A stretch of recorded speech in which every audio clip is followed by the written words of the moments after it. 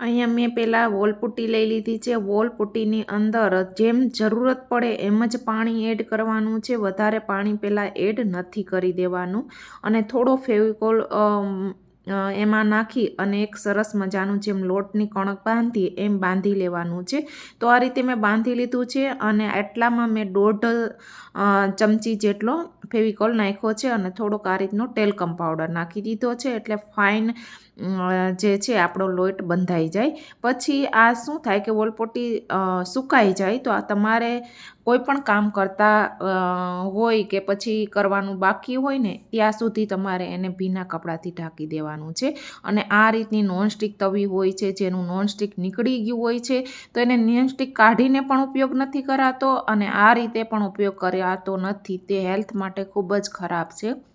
નોનસ્ટિકનું cover તમને બધાને જ ખબર છે. તો એનો રીયુઝ કેવી રીતે કરવો, જનરલી આપણે એને ફેંકી દેતા હોઈએ છીએ એના બદલે તમે આ રીતે એનો યુઝ કરી શકો છો. મેં 2 સર્કલ ડ્રો કરી લીધા છે. પછી આ રીતે આપણે વોલપુટ્ટી લઈ થોડો ટેલ્કમ પાવડર નાખી અને આ રીતે તમારે થોડું એને શું કરવાનું છે, સોફ્ટ બનાવવાનો છે. અને પહેલી વાર તમે આ રીતનું કોઈ વોલપુટ્ટી સાથે કામ કરતા હોય ને તો પહેલી વાર તમને થોડું તકલીફ પડશે, પણ 1-2 વાર કરશો એટલે તમને ટ્રીક આવડી જશે કે કેવો આપણે છે વોલપટ્ટીનો ડો બનાવવો, કેટલો કઠણ બનાવવો અને કેવી રીતે આમાંથી છે લુઈ બનાવી અને આ રીતે તમારે એની મોટી મોટી લળીઓ બનાવી લેવાની છે. આ રીતે તમે જોઈ શકો છો ટેલ્કમ પાવડર લેતો જવાનો છે અને આ રીતે તમારે આ આખી ભૂંગળી જેવું બનાવી લેવાનું છે. તમે જોઈ શકો છો.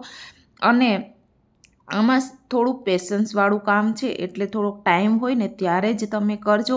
પહેલી વાર કદાચ તમને બાજરાના રોટલા આપણને આવડતા ન હોય અને હાથ કેવા ચીકણા થઈ જાય અને ગમે નહીં એવું થઈ શકે, પણ એકવાર ટ્રાય કર્યા પછી તમે બીજી વાર જરૂરથી ટ્રાય કરજો. વરના એકવાર શું કરીએ આપણે ટ્રાય કરીએ, ખરાબ લાગે કે વસ્તુ ના થાય એટલે આપણે મૂકી દેતા હોઈએ છીએ. એવું બિલકુલ નથી કરવાનું. અને આ રીતના વોલપુટ્ટી એકદમ ચીપ રેટમાં સસ્તા ભાવે મળી જતી હોય અને એનાથી બહુ સરસ ઘરને ડેકોરેટ કરવાની ચીજો પણ બનતી હોય છે. હવે આ વોલપુટ્ટીને ચોંટાડવા માટે પહેલાં આપણે ફેવિકોલ લગાવી લેવાનો છે અને એની ઉપર તમારે આ રીતે તમારે જે તમે આ રીતની લળી બનાવી છે એ તમારે આ રીતે ચોંટાડી દેવાની છે. થોડું ઉપરથી પ્રેસ કરી લેવાનું છે અને પાછું ફેવિકોલથી આપણે બીજું કવર પણ કરી લેશું. અને આમાં શું થાય કે એક જગ્યાએથી તૂટી જાય તો પણ તમે સાંધો કરી અને તમે વોલપુટ્ટીનું કામ કરી શકો છો. તો આ રીતે જે બળેલો ભાગ છે તવીનો એ બધો જ આપણે હાઈડ કરી દેવાનો છે અને એની ઉપર સરસ મજાનું આ રીતે કામ કરી અને કલર કરવાનો છે, જેથી કરીને કોઈને પણ ખબર ના પડે કે આ તમારી કોઈ તવી છે. અને ઘરમાં એવી બહુ બધી વસ્તુ હોય એમાં થોડો પણ તમે ફેરફાર કરી દો ને તો એ વસ્તુ એકદમ નવી થઈ જતી હોય છે. એ હંમેશા હું મારા વિડીયોમાં કહું છું. તો પહેલાં તમે શું કરો કે જે વસ્તુ ફેંકી દેવાના હતા એને ઢગલો કરો અને પછી જુઓ કે આમાં હું શું આઈડિયા કરું કે જેનાથી જો ફેંકવી પણ ના પડે અને એનો બીજી વાર પણ યુઝ થઈ જાય. તો આવા જ આઈડિયા મારી ચેનલ પર છે. પ્લીઝ સારા લાગતા હોય તો લાઈક કરી દો. લાઈક કરવાનું તમે ભૂલી જાઓ છો. લાઈક કરવાનું એકદમ ફ્રી છે. એનાથી શું થાય કે મને વિડીયો બનાવવાનું મોટિવેશન મળે. પછી કોઈ પણ આ રીતની સ્કેચ પેન લઈ લેવાની છે ને પાછળનો ભાગ થોડોક આ રીતનો હોય છે, જેનાથી શું થાય કે વોલપુટ્ટીનું જે આપણે લળી ચોંટાડી છે એની ઉપર સરસ ડિઝાઇન બની જશે. તો મેં સ્કેચ પેનનો ઉપરનો અને નીચેનો ભાગને થોડો પ્રેસ કરી અને બધી જ જગ્યાએ આ રીતે લગાવી દીધો છે, જેથી કરીને એક ડિઝાઇન બની જશે. અહીંયા પહેલાં હું વ્હાઇટ કલર કરું છું જેથી કરીને આપણે બીજો જે કલર કરીએ ને એ થોડો સરસ હાઇલાઇટ થઈને આવે અને થોડો કલર પણ આપણે ઓછો જોઈએ. અને પછી આ રીતે કલર કર્યા પછી શું થાય કે સ્પંજથી કલર કર્યો તો એટલે સરસ ફિનિશિંગ ના આવે. તો પછી તમારે આ રીતે બ્રશનો યુઝ કરી અને જે ખાંચા છે એને સરસ રીતે મારે પૂરી લેવાના છે. પછી તેને સુકાવા દેવાનો છે. સુકાયા બાદ તમારે એક્રિલિક કલરનો યુઝ કરવાનો છે. અહીંયા હું 3 કલર છે એ યુઝ કરવાની છું. તમને જેવા કલર ગમતા હોય એ હિસાબથી તમે યુઝ કરી શકો છો.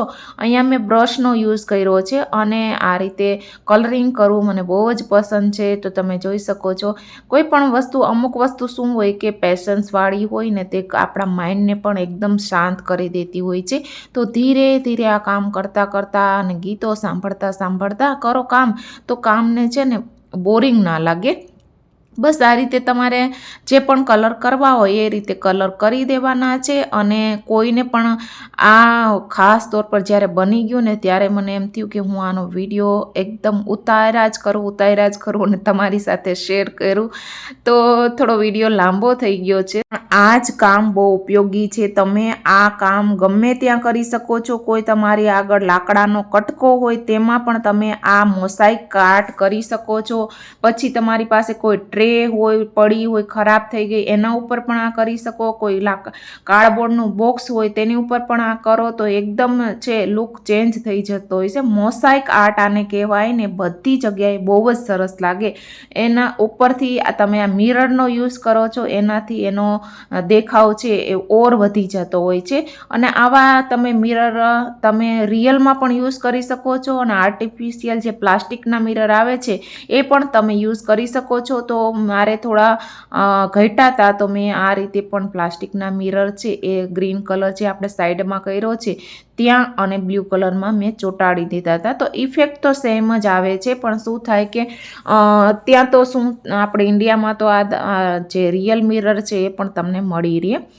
તો તમે તમારી હિસાબથી કરી શકો છો. બસ આ તમારે પૂરા આ તવીને આ રીતે કવર કરી દેવાનું છે. અને તમે ચાહો તો હેન્ડલમાં પણ કલર કરી શકો છો અને હેન્ડલમાં જ્યુટ રોપથી એને રેપિંગ પણ કરી શકો છો. અને પછી આમાં મિરર લગાવવાનો છે. તો મેં રિયલ મિરરનો અહીંયા યુઝ નથી કર્યો, અહીંયા સ્ટીકર મિરર જે આવે છે એનો યુઝ કર્યો છે. આ તમને ઓફલાઈન અને ઓનલાઈન મળી જાય. આ છે એમેઝોનમાંથી લીધો હતો.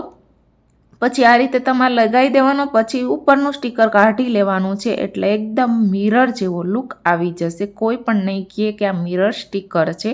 આવા ખાલી મિરર સ્ટીકર પણ તમે દિવાલ ઉપર ડિઝાઇન બનાવી અને 4-5 ચોંટાડી શકો છો. અને મિરરના તો બહુ બધા આઈડિયા છે. ઓલરેડી મારી ચેનલ પર પણ છે અને હું આગળ પણ વિડીયો આવા જ નવા જે ભંગાર ગણી અને તમે ફેંકી દેતા હોય એમાંથી કઈ વસ્તુ થઈ શકે એ આઈડિયા હું શેર કરતી રહીશ. અને પ્લીઝ સબસ્ક્રાઈબ કરી દો અને તમારા મિત્રો સાથે વોટ્સઅપ અને ફેસબુક કોઈ પણ જગ્યાએ વિડીયોને શેર કરો.